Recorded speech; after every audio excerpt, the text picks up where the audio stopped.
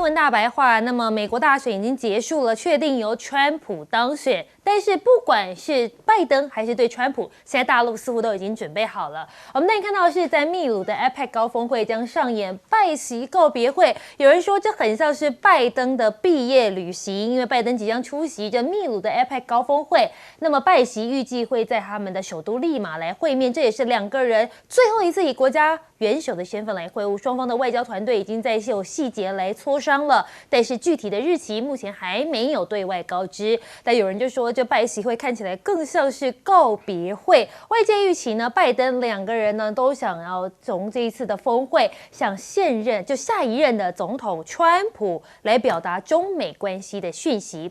那么不止了，这个 APEC 高峰会包括了 G20， 拜登也有可能会去参加，而且拜登跟习近平两个人可能也会在这边进行双边会晤。巴西将于11月18号到19号在里约的热内卢举办了 G20 峰会，拜登跟习近平都会确认出席。据了解，这两个人预计在里约的热内卢举行一个双边的会晤。那么大陆官媒呢，他们也透露了，你可以看到了，呼吁中美双方应该要加强对话，管控分歧，更说了，中美经济的互补性大于竞争性，这么宽广的地球，其实根本可以容得下中美各自发展，共同繁荣。似乎是说不要再打贸易战了啦。那么现在川普收到了习近平的贺电。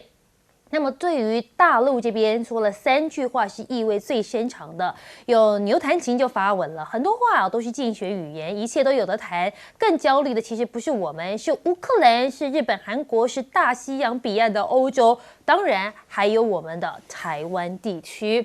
那么美国现在真的是会在对大陆增加关税吗？还记得川普在竞选的时候不是一直说要对大陆增加关税，那么预料可能还会再加税，所以现在东南亚迎来千场潮的商机。路透社报道，川普在竞选的时候一直威胁说，他只要一上任就会增加中国的关税到60%，远高于他上次就任的7.5%到25%。对于全球第2大经济体中国而言，是一个重大的风险。所以东南亚的分析师就表示了，泰国、越南、马来西亚等有许多的汽车跟电子产品的工厂，现在在东南亚因此而受惠。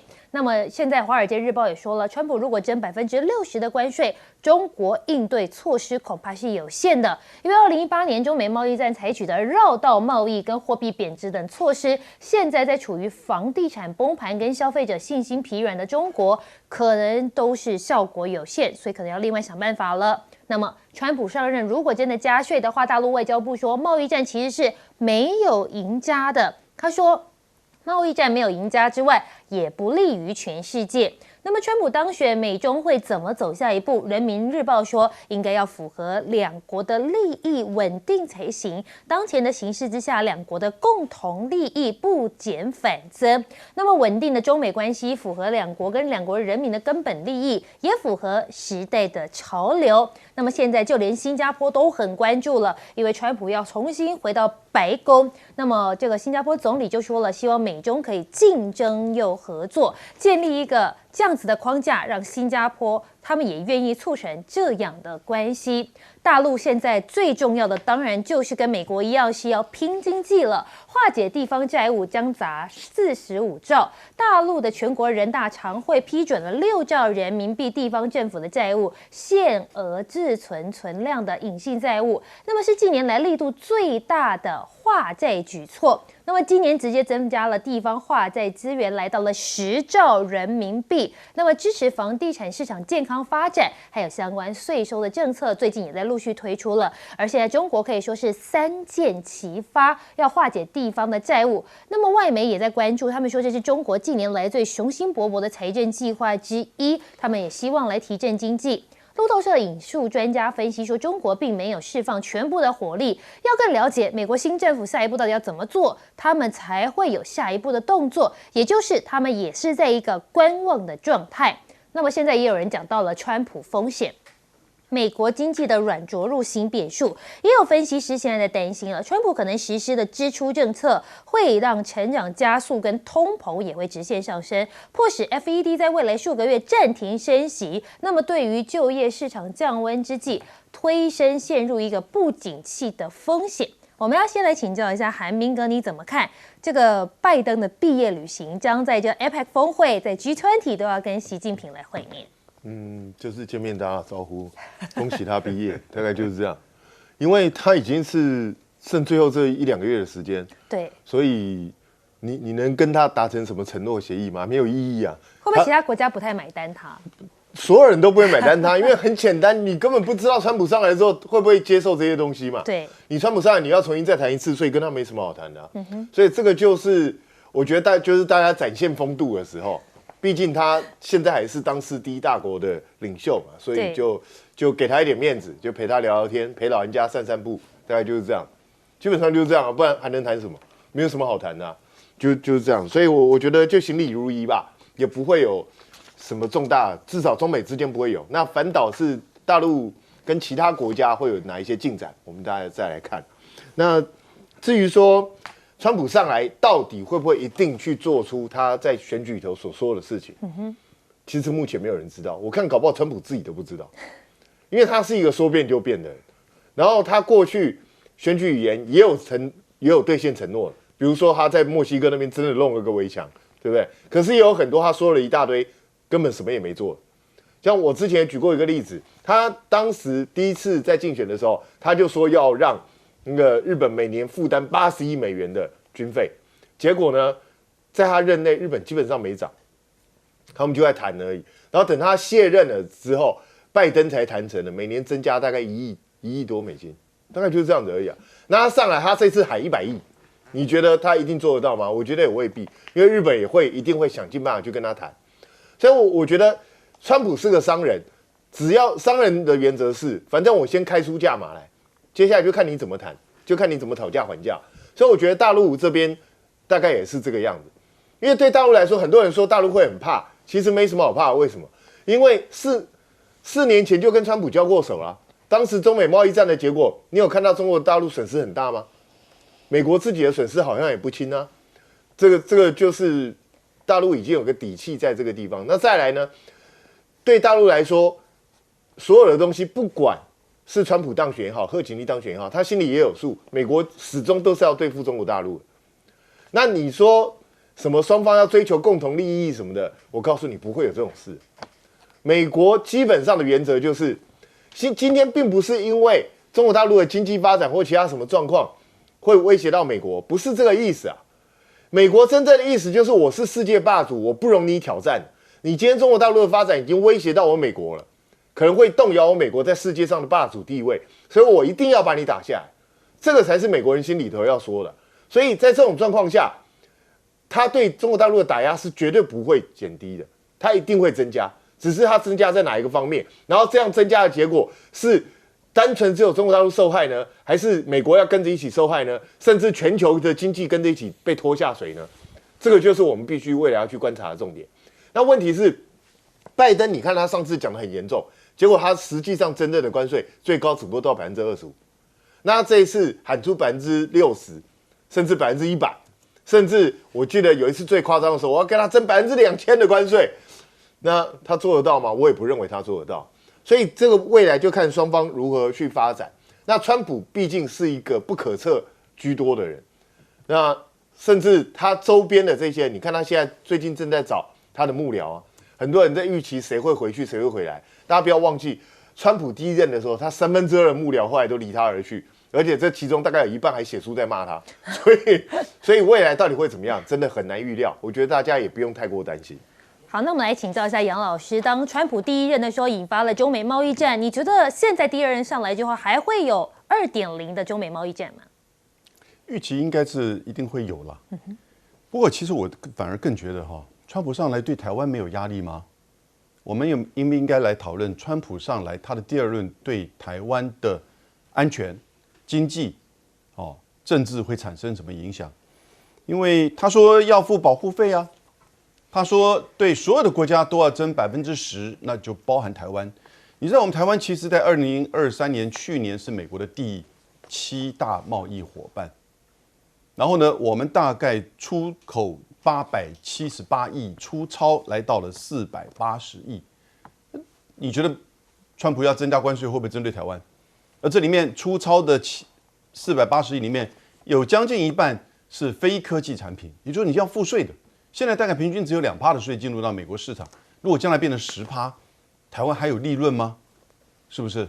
所以这个时候如果看在大陆的话呢，大陆已经是被他打了7年了，打了7年之后呢，你看它整个市场的扩大，东南亚变成它的第1大贸易伙伴，双方的贸易来将近1兆美元，欧盟变成第2大伙伴，全球南方更多，美国已经降到大陆是美国的第4大贸易伙伴，2023年是6644亿的总额，但中国大陆出口5000亿，出口5000亿里面大概有3000亿要被科，这上面所写的7.5%到25%，平均20%的关税，3000亿被科20%，谁在付？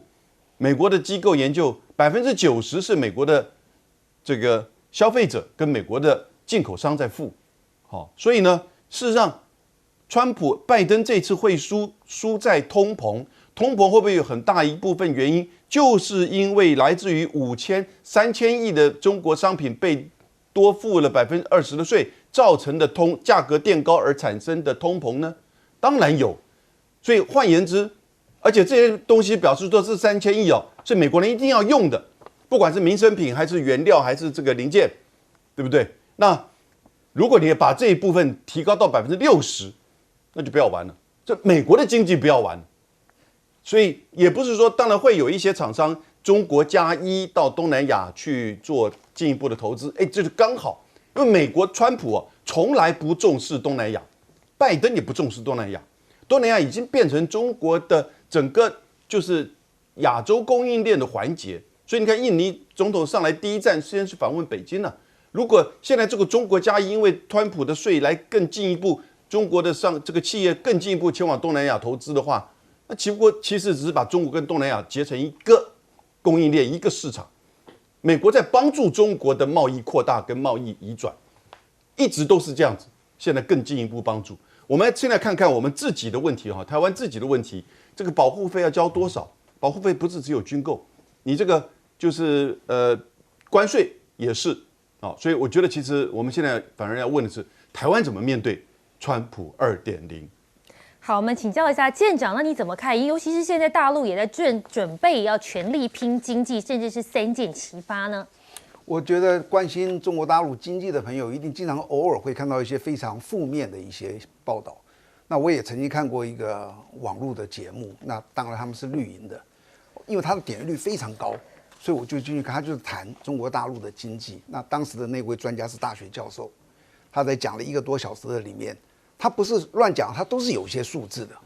我想说，为什么同样的去解读这些政治会有这么大的差异呢？我才发觉，到最后我才发觉，你知道，所有的这些政治的，好比说经济面是好或坏，他可能要参考20个指标，那看衰他的人就抓了这5个很糟糕的，说好他的呢就可能抓了这8个很好的。所以就是有时候你去听这些专家讲，你自己都在想，他到底是对还是错？那我就不是专家，我跳到旁边去看。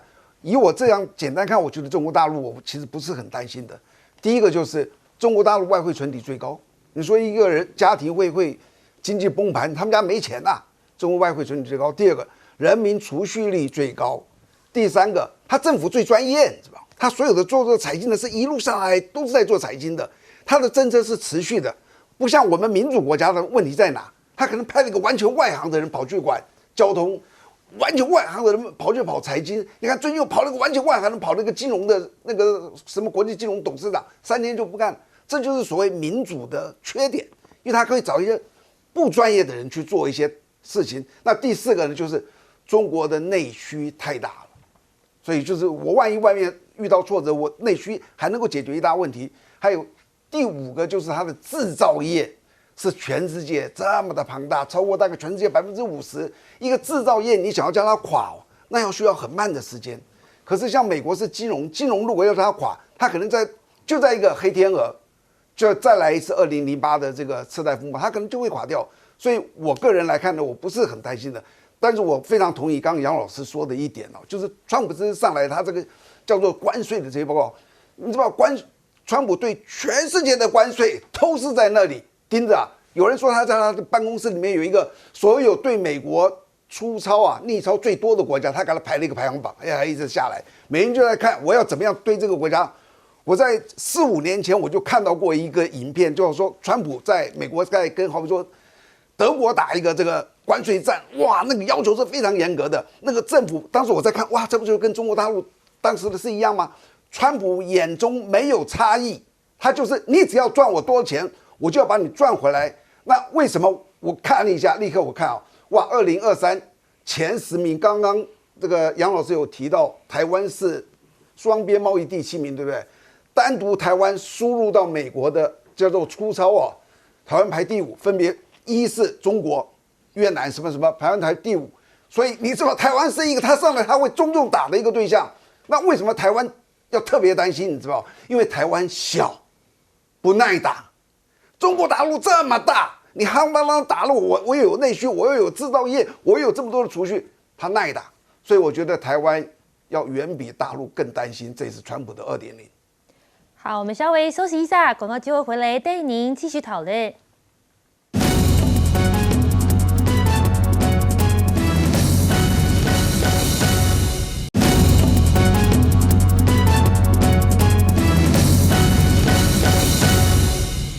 新闻大白话：随着川普当选美国总统之后，现在有一些欧洲国家似乎不淡定了，开始有一些动作。首先，我们先带您看到的是意大利，意大利的总统突然跑到了大陆去访问中国国家主席习近平。那么，习近平跟意大利总统会谈，说中欧应该坚持合作，共赢来控管分歧。意大利总统马达雷拉呢，将在11月7号到12号来访问大陆。11月8号跟习近平会谈，也讲到了大陆跟欧洲的关系。那么当时习近平就说了，应该要让中欧的关系展现应有的成熟以及稳定。那么意大利的总统也说了，意方坚定恪守一个中国的原则，期待跟大陆加强经贸科技的合作，推动两国迈向一个新的高度。而今年刚好是马可波罗逝世的70周年，那么大陆官方甚至在通稿上多次都提到了马可波罗。习近平也喊话，我们应该共同培育更多新时代的马可波罗呀！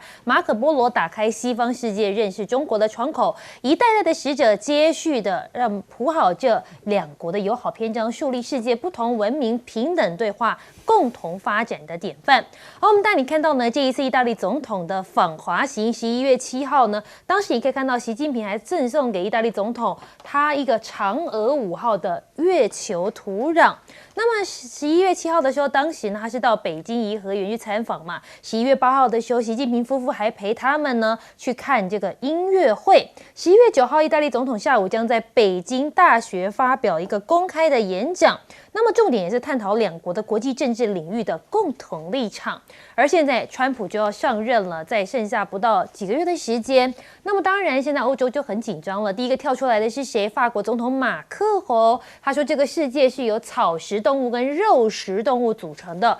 如果我们要继续当草食动物，那么肉食动物就会赢，我们只会成为他们的市场。所以欧洲怎么样？不能再当草食动物了，我们至少要当一个杂食的，又吃草又吃肉，免得成为食肉动物们的盘中孙。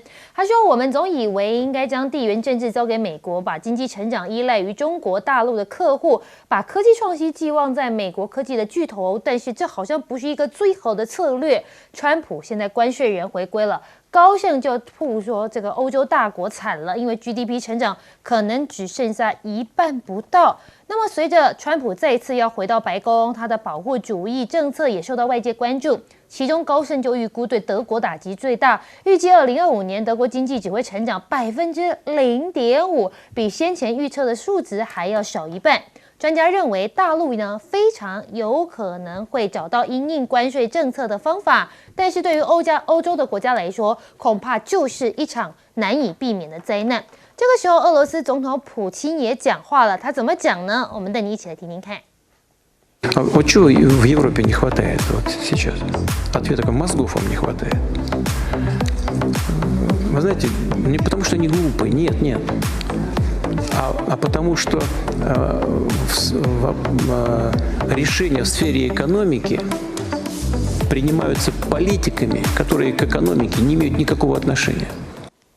好，普京说呢，你说同事跟专家在讨论，这欧洲到底是缺什么？看起来蛮强的，但是他缺了什么才会经济这么烂？他说他们缺的其实就是脑子，不是因为这个欧洲国家的政客他们愚蠢，而是在经济领域上，他们不是交给专家来做决定，而是跟一些毫无关系的一些政客来做出的政策，所以才导致欧洲国家变成这样。而我们带你看到的是，现在周欧要进行电动车之战了吗？你可以看到欧盟对华电动车加关税的争端，中国说中欧5轮的磋商要取得一定的进展。大陆商务部公告，11月2号到7号，中欧技术团队在北京进行了5轮磋商，就欧盟对于大陆电动汽车的反补贴案价格承诺方案有具体的内容进入一个深入的交流，也取得了一定的进展。可是我们带你看到的是中国大陆的小米 SU7 Ultra 预告纽柏林单圈王电动性能车将重新来洗牌。你可以看到中国小米呢，他们突然在网页上发布了这个性能版原型车的 SU7 Ultra 的这个计划，表示将在10月征战纽柏林，而且挑战全球最速的4门车为目标。你可以看它的预售价是81.49万的人民币。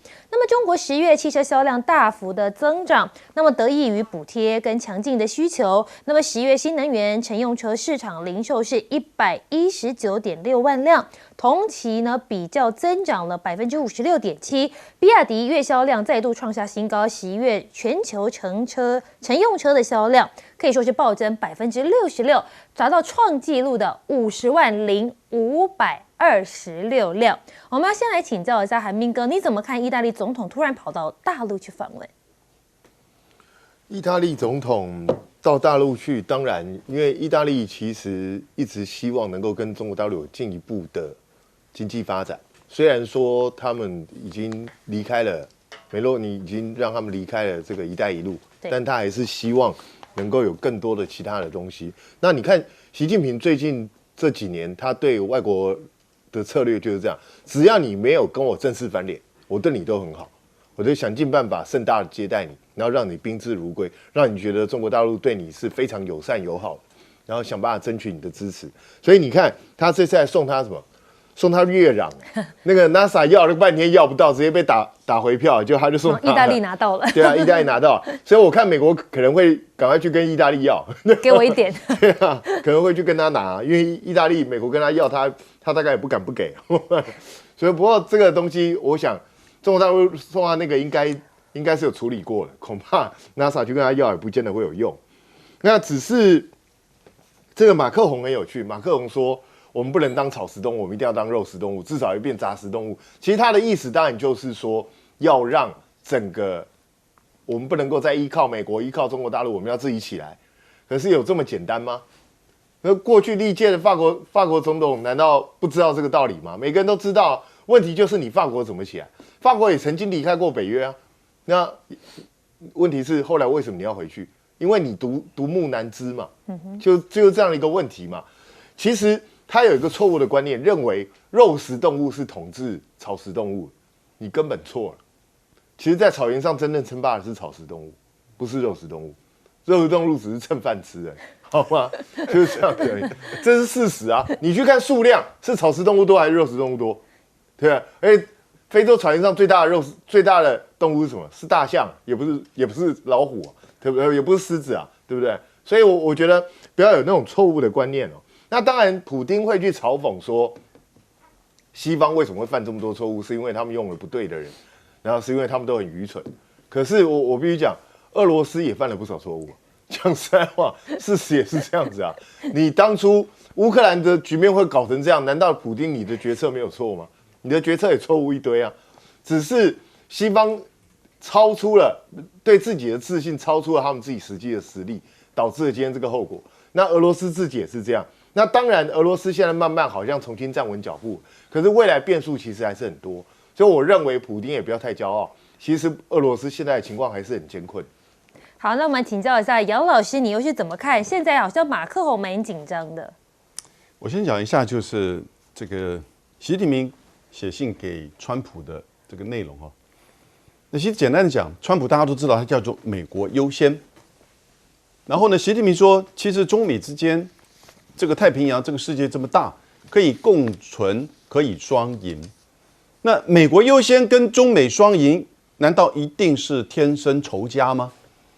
如果从美国的建制派的政治人物，跟像是米尔兹罕默的这样一个政治学者，认为修习底德陷阱，大国最后一定会碰撞，产生一战，然后出现新的霸主，这是过去500年来西方国家霸主轮替的这个道理。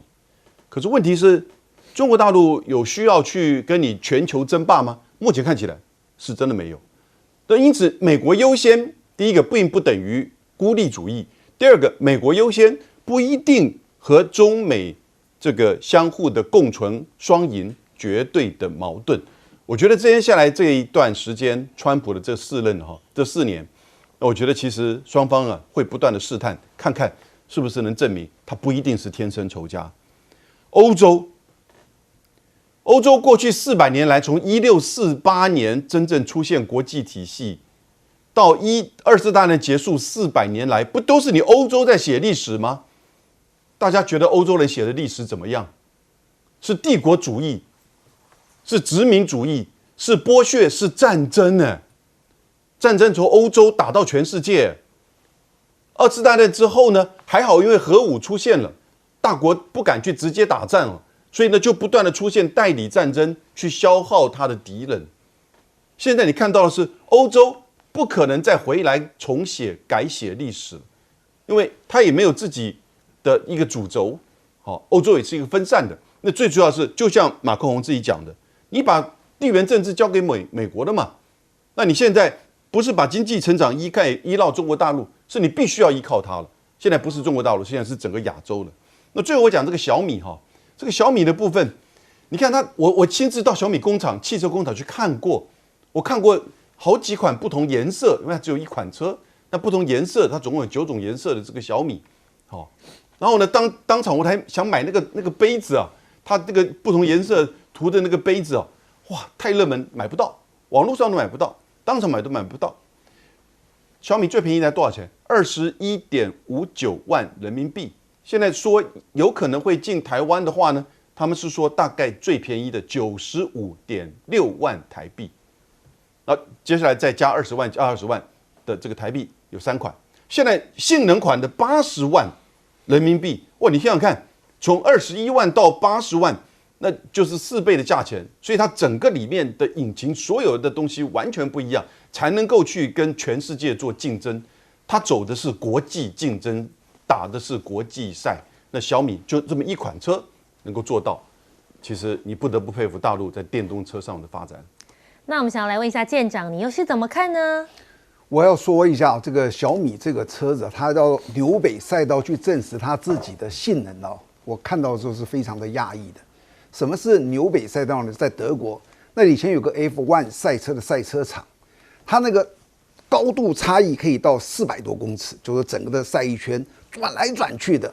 更可怕的是，它里面充满了长得很高的那个巨大的树林。所以有一年那个1968年的 F1 赛车比完之后，那个冠军说这里是绿色地狱，因为你想想看，我如果开车，我在一个广场看得很清楚，弯弯扭扭没问题，你旁边全是树的时候，你怎么知道弯过去那个后面是什么样子？它都被树挡到了，所以他们当时觉得非常的危险。然后到了1976年以后呢，就不再使用这里做 F1 赛车了，它实在太危险了。但是全世界所有的汽车制造商，他想要去证明自己的车子是最好的时候，他就跑到这里去赛。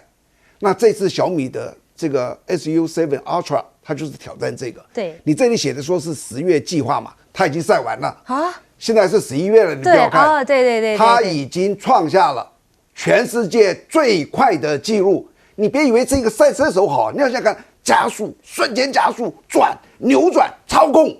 他跑到全世界4门车的第1名，当然跑不过 F1 2门车的那种赛车，4门车他跑第1。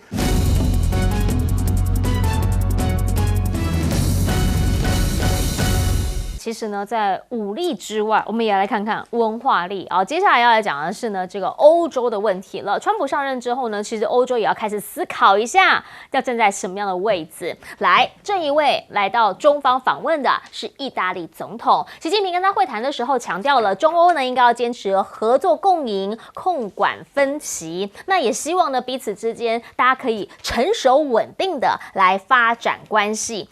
当然，来者是客嘛，要送给他个礼物，这个礼物不能随便乱送。您看看他送他什么？他送给他当时这个嫦娥5号从月球带回来的月壤。他说想要展现的就是我们两边的航太可以有高水准的合作。这个东西呢，其实先前有很多的国家他们是科学他送计划报告说拜托选我们，给我们一些月壤。好，现在呢他主动的因为你来访，我送给你，希望我们彼此能够有航太合作。那意大利当然也很上道，他送的是什么？他是返还了56件中国的文物艺术品。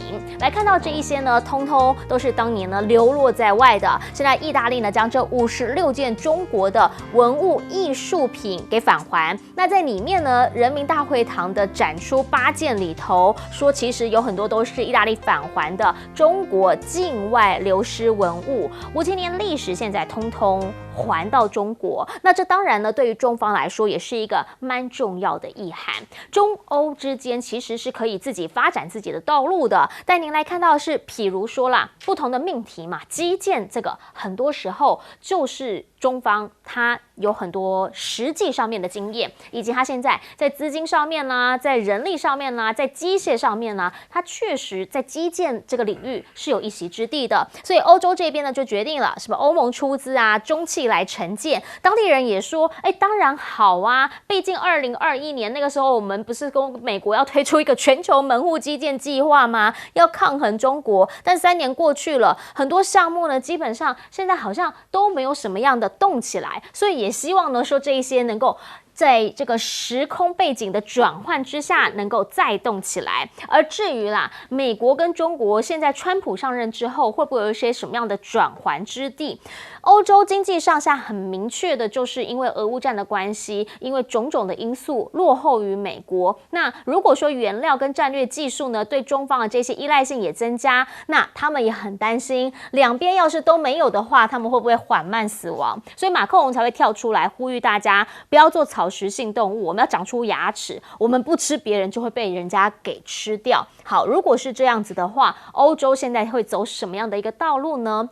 习近平呢现在跟川普通话的过程当中，大家也开始在讲，习近平呢，其实他也在调整一下他的讲话方式。譬如说啦，这一次的贺电里面，他就没有那个不冲突、不对抗的字眼，他就直接告诉你，和就是两利啦，斗就是俱丧啦。那另外呢，着眼于未来，希望有一个共同的利益发展，符合国际期待。再要来说的就是加强沟通。好，这里面呢说意味深长的话语头，要告诉大家，更焦虑的绝对不是中方，而是美方。现在是不是很多东西其实要靠中国呢？譬如说啦，现在如果你要再打贸易战啊，原因是因为传出赖海哲，也就是当年他的政府里面蛮这个忠实的关税代表，第一任那时候发动贸易战，据说就是受到他的一些启发，现在有可能会让他来回任美国的贸易代表。那如果是这样的话，是表示你那个60%对中关税就真的会成真，不是竞选语言。但是美国国内已经有厂商，这是做防晒霜的，就讲说我们原料真的只能靠中国，所以如果说你真的要这样做的话，我们成本一定会大幅增加。还有什么？还有就是各行各业可能也会有所谓的通膨增加等等的问题。但您来看到的是，这个人呢，他现在因为跟中方也很好，跟美方也很好，所以知名度一直在飙涨，股价也一直在涨。特斯拉现在呢又在涨了，飙涨8.19%，那当然也让他马斯克的身价水涨船高。目前在股市上面的交易其实也很热，所以呢 ，Financial Times 就直接警告了，小心会过热，甚至呢有专家直接讲，小心会通膨死灰不燃。毕竟他们也花了好长一段时间才稍微控制住。那如果这一些呢他都能够做到的话，也许川普他就真的会有一番新的局面，因为他已经上任讲之后，他讲说第一件事情他要做的就是把非法移民通通赶走。那换句话说呢，是不是墙又要再盖起来了呢？而民主党这一次确实输个腾口，所以这一位呢被认为下一个共主 Newsom， 好，他已经回呛说他做好战斗准备。那是什么样的一个准备呢？也不知道，因为呢，毕竟现在在美国国内确实这次选举是已经选到了两边完全对立，但是问题是国家大事还是必须合起来商量的。就想请教一下帅将军，如果以战略上面的角度来看的话，意大利总统现在访问习近平，习近平说要合作，而且他送给他的是月壤啊。这个礼轻人物重，一轻一重0.3克，0.3克啊，真划得来啊！那么采个1-2公斤下来，可以送好多啊。所以这个问题有没有看大态势？这个川普上任最感觉到恐惧的是欧洲，欧洲经济已经很不好，很不好。显然，川普要走这个孤立主义，要你交保护费，经济不好要加保护费，还要加关税。那我请问欧洲这些国家怎么办呢？欧盟是一个很松散的一个各个集体的组织，松散的。那每个国家的利益又不一样，所以大家都要自己找出路了。来的第一个是意大利啊，你看马上德国、法国都要来的，为什么？因为你在美国的高关税保护费下，你的产品要不要出去？你需要的东西要不要进来？所以意大利跑到中国来，因为意大利上次得罪中国啊，一带一路它第一个断的，那现在要不要想办法恢复啊？送这个彩陶很有意思啊，大家说中华民国的中华的文化是3000历史，是因为有文字的那个才算，彩陶是可以肯定你5000年来就有了，所以你像5000年文化，仰韶文化就承认中国的历史可以到达5000年，当然这个东西。礼轻也是人有情义重啊。那欧洲现在面临的困难就是说，川普高关税、保护费，每个国家就要思考他未来要怎么做了。你到底是要依赖美国呢，还是要自己自立呢，还是要跟中国拉上关系？大国博弈啊，有人小国家要玩两边的跷跷板，从中取利。现在如果说你欧盟在制裁中国大陆，大国不理你，给你反制，美国收你的保护税，收高关税、保护费，你是驮子摔跤两头不扎边呢。所以现在最惶恐的不是中国大陆啊，最惶恐的是你欧洲这些国家何以自处，何以求生在这个世界里面。所以马克宏讲了，不管是草食动物、肉食动物，你有那个能力吗？当年梅克尔主政的德国有钱，法国有军备，还勉强可以做点事情。现在德国搞得一塌糊涂，法国自己马克龙的位置也不稳。西班牙的想法跟你们不一样，西班牙说我的利益在中南美洲，我不必跟你们走同路，所以将来我可以看的是一个分崩离析的欧盟。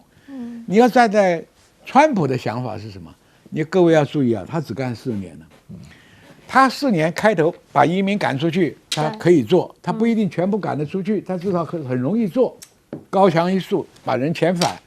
第一张兑选支票出来了，是第二个高关税、保护费可以收到一大批现款，每个国家要把钱弄过来，对不对？然后逼着人家产业回来，这是第2张选票。第3个，我调停了俄乌战争，现在就让纳坦雅胡拼命打，反正是你拜登任内的，活该，跟我没关系。我把全世界2大战争的点呢，包含台湾啊，台湾也在我的这个支持下不会老共不会打。他不是变成诺贝尔奖军了？和平奖，这全世界最大的几个火药库嘛，他能够解决，他声望很高。虽然我们也不喜欢川普，你能阻挡他吗？4年，就算你高通膨回来，我已经下台了，烂摊子，袁教授你来付好了。换我讲了。对，好，来请教一下吴老师，你怎么看？川普上台，他会有许多经济上的作为啦。当然，关税我们刚才讲关税，他有关税，他可以降关税，可以这个所谓的促进，他也可以讲要美元要贬值，而且要松动它的管制。有几个我们来分别来讲。关税我们讲到这个赖海泽是我们讲第一任时候的关税大师。赖海泽他是一个非常保护主义的，他认为美国过去的贸易政策跟贸易协定是不对的，因为他让很多工作机会、还有就业机会甚至利润都被外国赚走了，所以他一直认为美国优先他跟川普是同一个同一个样子，要让订单重新回到美国，最主要要让中西部跟铁锈带人民获得更多的工作机会。他觉得美国的制造业薄弱然后把这些制造业机会让给中国是可耻的赖海泽讲的。所以呢，美国要专心自己的利益，不要把利益分给别人。所以他就跟川普讲说，你用关税，就用关税10%、20%，跟中国一般国家10%到20%，跟中国你要60%但是各位观众朋友，这60%什么概念有一个厂商叫我们的这个专门做这个 sunscreen 那个这个防晒乳的这家公司叫Edge World Personal Care Edge World Personal Care。如果大家去美国知道那个 Banana Boat 的香蕉船，那个市占率很高的都是他们家出的。然后吉利刮胡刀也是他们家出的。Banana Boat 是非常市占率很高可是它里面有一个化学成分是中国，而且只能从中国进口。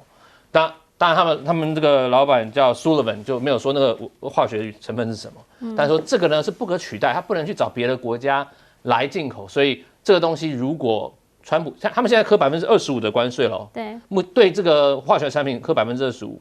他说，如果川普当选要调到60%，那势必我们整体的这个 sunscreen 的这个成本要拉高。一瓶那种小瓶在沃尔玛现在卖287块台币了。那如果你从25升到60%，你要到底要不要转嫁给消费者？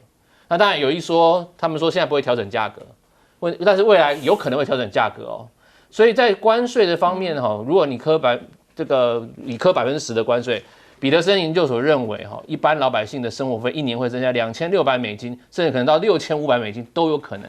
一年的生活费增加，通膨会增加，股票会掉10%，有可能就是你增加关税涨10%，股票可能会掉10%，意思是这样子。所以关税并不是，当然关税很有万能。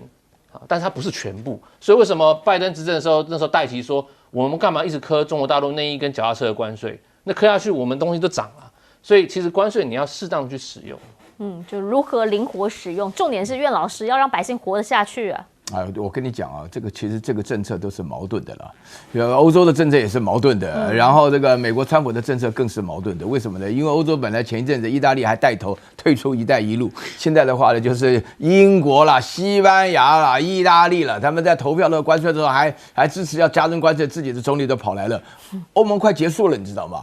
他们自己欧盟本身都没办法一致性行动真的是很浪费我浪费10几年时间住在欧洲就是失望到极点了就是我现在要强调2件事情第一个就是关税的问题美国的关税根本就不可能制造业回来。大家知道关税本身的话呢，你要调整美国为什么制造业不会留在美国？因为他用这种纸张用印出来的美元跟你直接换牛仔裤你在那边辛辛苦做牛仔裤比如说$100$1一条牛仔裤的话呢，它应该纸本钱是0.02美元的情况下来的话，因为现在关税已经太晚了，来不及了。美国欠了35万亿你知道35万亿是什么概念？35万概念是我跟燕莹今天晚上买乐特中了1000万以后，我们要连续中1000年这个就叫35万亿美元你开玩笑你怎么还得出来了？美国本身之所以制造业离开的话，我那天跟那个 ICRT 的一些那个美国人在聊，我说你多久没有买过美国制造的牛仔裤了？他们一想好像没有买过。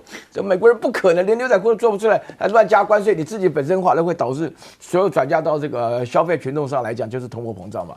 另外的话呢，要驱逐非法移民也是非常矛盾的。你知道美国人为什么生活过得好？美国的厕所谁扫？美国人饭那个 taco 是谁做我告诉你，移民有个规矩，第一代移民最勤奋，我们3个都一样。第2代移民一定懒惰啊，为什么呢？真的安安稳稳，等到要投票的时候就开始闹了。现在前一阵子刚不久，美国的纽约市的海港工人罢工以后，怎么解决的？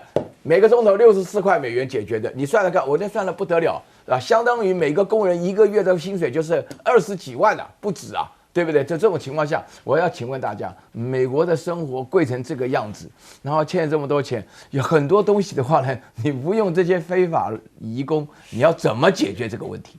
啊，这说起来很残忍的，千万不要。当然，川普讲把所有的非法移工都当成了罪犯啊、贩毒啊、杀人啊什么的哈，都干不良事业。但是我坦白讲啊，美国本身是一个移民国家，它的消费上的舒适的程度的各方面的情况下的话呢，你会导致于它要发生的过程当中，一个就是美元的霸权会结束，另外一个的话呢，就是美国自己没有办法维持自己的生活啊。美国光是海岸的工人里面就是要64块每一个钟头，那扫厕所的话，起码也要50块啊。那还得平均外面只有17块一个钟头。不是啦，我跟你讲，他就是用非法劳工的时候，你把1块7毛钱他都干。是，就是了解这个道理嘛。但其实确实经济是一门大学问，就是动辄得救。你担心它钱太高，但是你的人的这个部分，你必须好好来处理。那经济呢，有可能会影响到国际上面的实力。但你来看到的是，现在川普就是很直白的告诉你，我们生活这么差，到底为什么我们的钱要拿去那么远的乌克兰去帮助他们呢？而且目前看起来就不会赢，对吧？好，川普胜选后说是有跟泽伦斯基通话，你知道吗？他的最爱马斯克也在其中。乌克兰高层证实了，说呢，川普讲一半还把电话交给马斯克，造成马斯克跟这个泽伦斯基有短暂的交谈。马斯克先前是怎么讲的？马斯克先前是讲说，哎呀，普京根本不可能输掉战争，他反对美国继续军援的。所以你想想看，他跟泽伦斯基讲电话找马斯克来，这不就是言外之意非常清楚了吗？好，川普现在计划是什么？迅速达成和平协议，停战。停战的话呢，泽伦斯基讲的，那你要公平哦，我们不是只是求快而已哦，我们希望要一个公平的结局。那克里姆林宫这边的想法是什么？他们的想法是说，基本上我们现在一直以来目标维持不变，就是特殊军事行动，我们要做的一模一样，没有改变。那如果是这样子的话，你想要赶快来调停，是不是就要开始有新的战略传出啦？如果说川普他认为最大的敌人就是中国的话，那有没有可能联合次要敌人攻击主要敌人，也就是启动联俄制中，甚至在这个时候还刚刚好，属于在这个弄俄乌战争的时候，像普京这边先来个投名状，然后呢说我们一起来对付北京，是不是某些层面也是符合俄罗斯的战略需求呢？这边就给他打了一个问号了啊！原因是因为呢，拜登政府现在当然他也很理解川普他们会是一个怎么样的做法，所以什么都要快。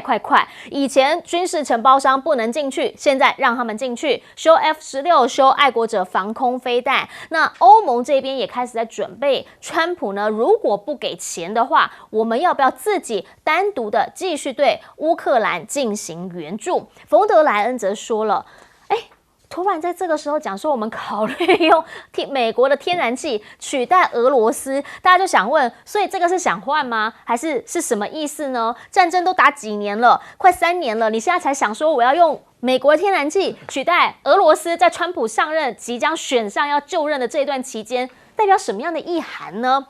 目前乌克兰这边3个战线是危急的哈，2年多来呢，俄罗斯发动了一个最大的攻势，说大概有1万名的乌军被困在了库尔斯克这个地方。库尔斯克在这里，它其实就在苏梅的上方，也就是在乌克兰的大概西北方。俄军呢慢慢的紧缩，包围了这1万名的军力。好，除此之外，冬天即将来临，所以现在要打真的必须要快。他们也尝试的突破了卢甘斯克的一些边境。我们先前一直在讲了，说呢红军村在上头，然后呢这个库拉霍夫会是下一个目标，也是这个月的第1个重点。因为呢他目前希望拿下的红军村这边呢就是所谓的5条公路跟铁路的交汇点，是很重要的一个要塞。那它就是上下它都给它包夹起来。好，因为上面呢我们讲了库尔斯克这边呢他们也持续的在围，那上面围下面围，希望这个呢能够能占多少就是多少。毕竟10月他们光在这个库拉霍夫的方向就占领了321平方公里，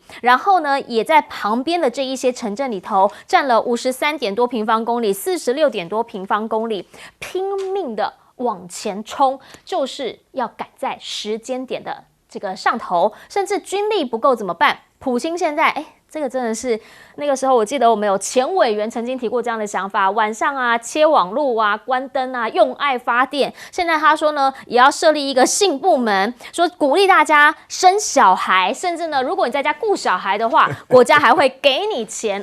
我不知道说我们是不是之前也是有这样子的一些发想，还是他的发想来自于台湾的政治人物呢？请教一下将军，您怎么样来看？讲啊，他这个少子化的这个错还是有利措施啊。你夫妻回来下了班回去还在打网络，还在打游戏，哪有时间生孩子啊？第二个，不生孩子主要是养不起，教育费跟这个辅导费，俄罗斯给了，你们可以全职在家里面辅教，所以双管齐下啊。以前不是讲吗？在火车铁道旁边的住户生的小孩比较多，因为半夜车子一过就吵醒了，所以这个是小事啊。这个今天这个战局啊，很早以前我就讲了，这个越是到乌克兰撑不下去的时候，俄罗斯一定拼命扩张啊！对啊，我一定要拿到很有利的战略缓冲区，拼命打。将来在调停谈判的时候，我还可以缩一点啊！我现在占得多，我可以将来缩一点，那就达到我的安全顾问。他为什么普丁要强调我并没有改变我特别行动的初衷呢？你解除你的武装化。不准加入北约，这2条可能也在谈判里面俄罗斯的要求。伦切斯基从以前讲，全部把土地还我，不可能了。现在什么要公平？什么叫公平呢？那为什么在这个库德尔这边呢，他就是抵死不退呢？那边原来是2万多乌克兰军队，现在打了只剩1万多，而且被三面包夹。三面包夹，这个红军村的5条路啊，其实已经被炮火给封锁住了。这个你的交通线已经在人家空军轰炸范围、飞弹锁定范围、无人机范围、火炮的范围你补给线出问题了。所以你看到2个现象，一个在库尔斯克的乌克兰军要交换弹药，你的炮弹打光了，你那边炮弹比较凶，要把我的炮弹调过去，我这边需要火箭，你要把火箭调过来。乌克兰的军队是全国是8国联军呢，有英国送的，有德国送的，有法国送的，有美国送的。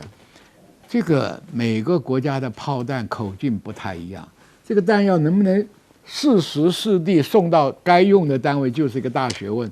现在在被困的状况之下，这个情形已经很危险了。偏偏军方的凡是有军事常识的人，打不赢我就要退啊！对，我要把这2万人留到将来在别的战场还可以用。因为政治上的考虑，我将来和平谈判的时候，我有一块占领俄国的土地，换我乌克兰被你占的土地，所以那个女监军呢，就是不准他退。这个也就造成乌克兰的士兵大量伤亡，而且士气很低落。这个军人会想，我这个就是必死之地嘛。对呀。你把我飞在这里当牺牲品，是为了你的政治号召，所以这个问题士气会更低。是，所以我们看从现在到拜登上台，到明年1月，俄罗斯的攻势更猛烈。是，好，会达到什么样一个程度？我们等等回来继续来聊。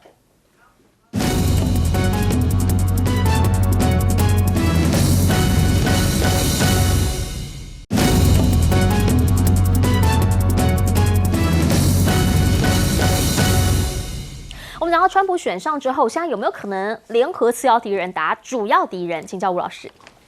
我们刚才讲川普这个人，他是很重视利益，商人嘛，他做任何事情都是得失计算之后，他来做这个决策。我们讲理性决策就是这样子。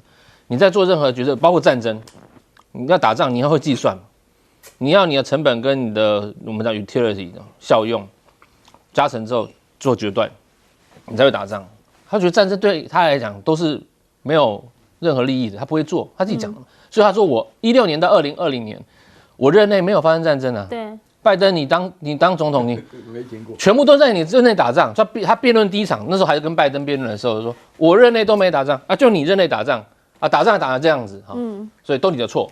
他这蛮有道理的哈。那泽伦斯基呢？那现在泽伦斯基头抱着烧啊。对啊，当初我也是听你的，然后我们就这样跳进去了嘛。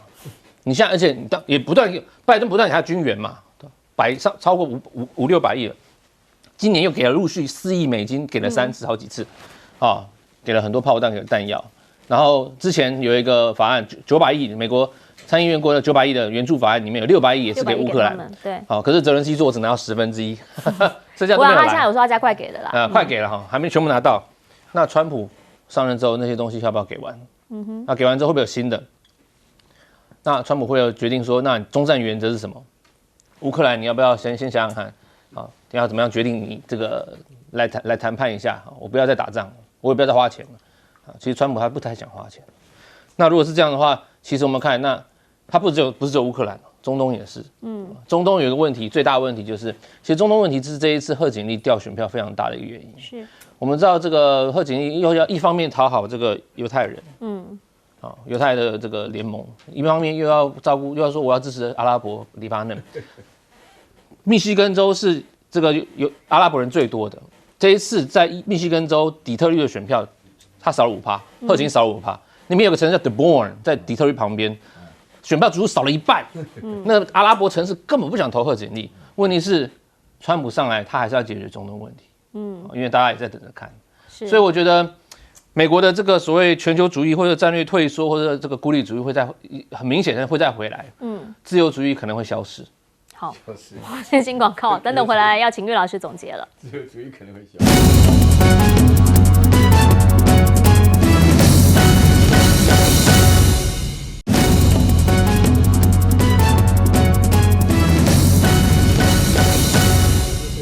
节目最后，请岳老师总结。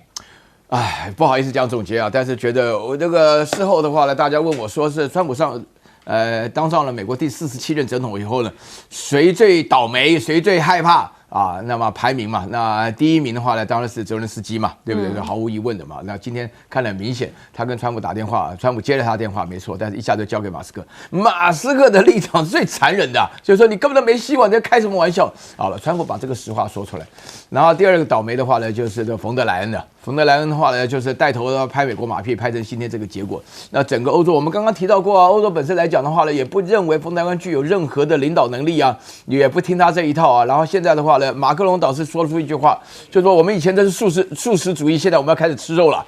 他一直说的非常清楚。但是我要告诉大家一个非常重要的讯息：如果川普一直不断的在威胁欧洲的话呢，欧洲的话呢，就是开始放下心理想法。因为就我的判断啊，如果说他们愿意问我的话呢，我觉得普丁没有那么恐怖。普丁跟斯大林还真的不一样啊！普丁没有那么想要扩张，因为普丁曾经3次想要加入北约，都获得了失望的结果。